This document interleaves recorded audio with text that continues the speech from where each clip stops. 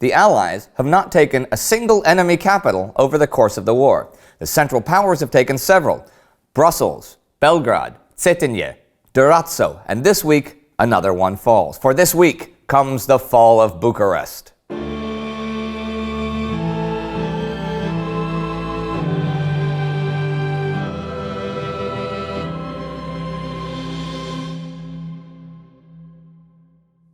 I'm Indy Nidell. Welcome to the Great War.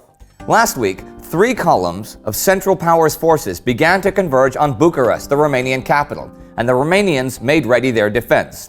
There was action in the skies over Britain, and in Greece, Allied troops tried to march to Athens but were forced to withdraw by Greek royalist forces. There was more turmoil in Greece this week, too. On the 6th, there were massacres of Venizelos, supporters of Eleftherios Venizelos' provisional government in Athens. The royalists were now in control there, effectively nullifying Venizelos' recent declaration of war on the Central Powers. Also this week, the Entente declared a blockade of Greece effective from the 8th, and to make sure they remained in control of the Eastern Mediterranean telegraph cables, the British occupied the Isle of Syra and would soon occupy all of the Cyclades. The royalist attack in Athens last week caused Allied commander of the Salonika front, Maurice Sarrail, to concentrate troops in his rear to meet a possible Greek threat to cut communications with Monastir. The fighting had been heavy in that region, and the French had been unable to push the Bulgarians out of gun range of the city. The Germans had sent a division over from the Somme, and the Bulgarians troops from Dobruja, which I apparently have been pronouncing wrong for the last couple months, so thank you for correcting me. But they were not strong enough to retake the city itself, and life there had become very uncomfortable. The shelling that the citizens there had been told was not coming did in fact come, and wreaked havoc on the city. There was also a food shortage, but the city could not be evacuated because that would have blocked the single supply road for the Allied troops. Fortunately, or unfortunately, however you see it, the onset of winter would soon put an end to operations on the Macedonian front for the time being. The only foreign capital the Allies were active in was neutral Athens, but not the Central Powers. Last week, Romanian General Constantin Prisan was put in charge of the defenses of Bucharest, and his plan was to defeat the 3 advancing enemy columns one by one. His 1st and 2nd armies in the north and northwest would form a screen against the Germans coming from the west from the Holt and from Brasov. Field Marshal August von Mackensen, coming from the south, was the smallest enemy column and was the closest to Bucharest, but the defenses of the capital were to the west and northwest of it. Bucharest's forts were obsolete and had been stripped of their guns, so the defense would take place outside of the city, and the only real geographic boundary was the Argus River, just under 20 kilometers west of Bucharest. And at the end of last week, the Romanians hit Mackensen's left flank there. French Major General Henri Mathias Berthelot, the Allied liaison officer, figured he could get help from the Russian army.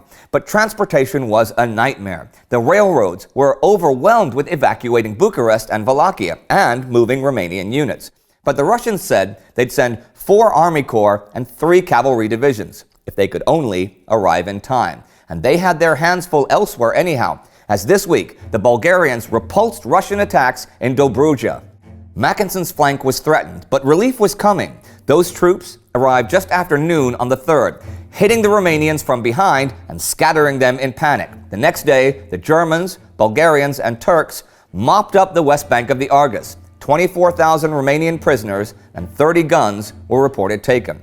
Over the next few days, a further 51,000 men, 85 artillery pieces, and 115 machine guns were captured. In the north, the German 9th Army was now cutting off the retreat of the Romanian 1st Army.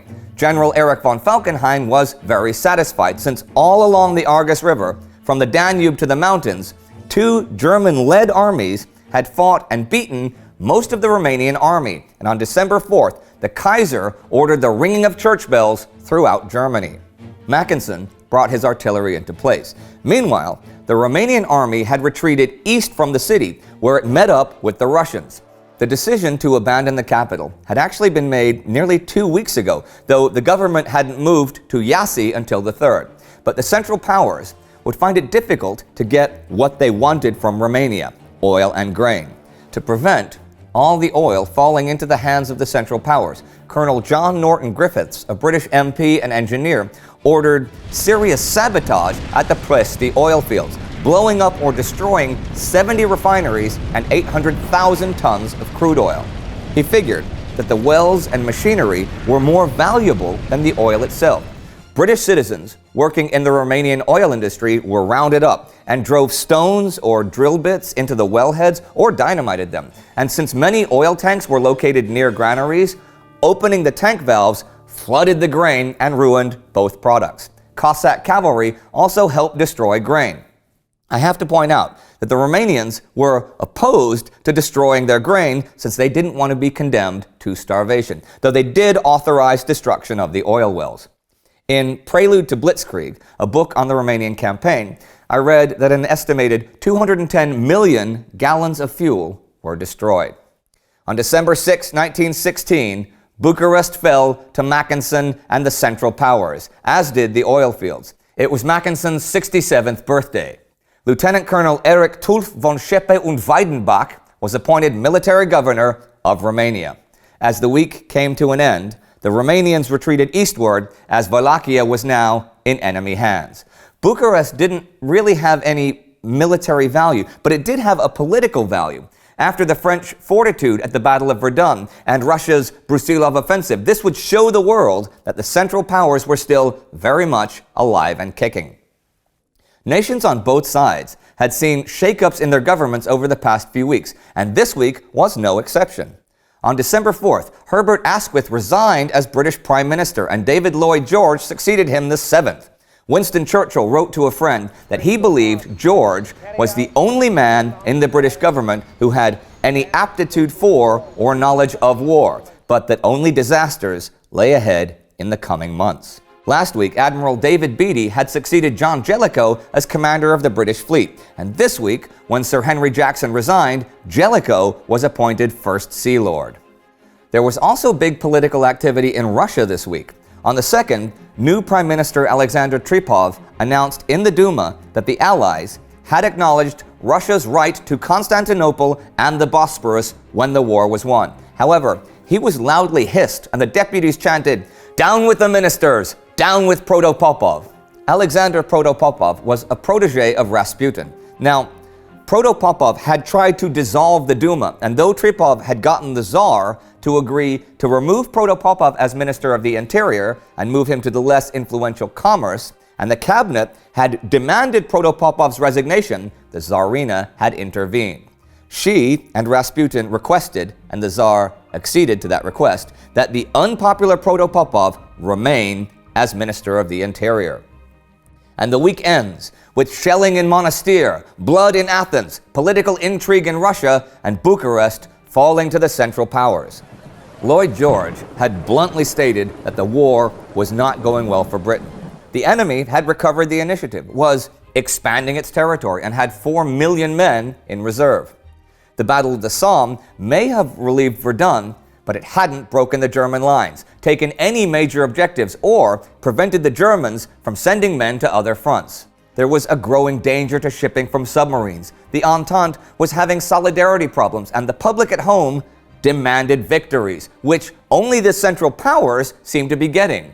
George also said this of the British Army's Commander-in-Chief: "Haig does not care how many men he loses. He just squanders the lives of these boys. I mean to save some of them in the future." This seems to imply that there would not be another Battle of the Somme in 1917. But George didn't suggest an alternative, better way of conducting the war. And think about it. The Italians had big problems. Russia was pretty much spent.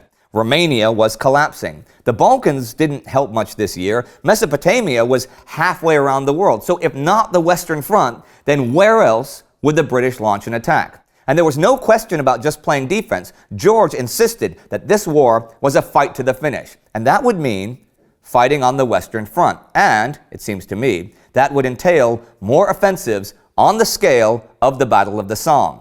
And that battle alone claimed over 1 million casualties in under 5 months. 1917 already looks grim. If you'd like to learn more about Sir Douglas Haig, the architect of the Battle of the Somme, you can click right here for our special about him. Our Patreon supporter of the week is João Mandaleno Pereira. Support our show on Patreon to get better maps, more animations, and more content. Do not forget to check out our merch store for some great Christmas merchandise. It's really cool. And don't forget to subscribe either. See you next time.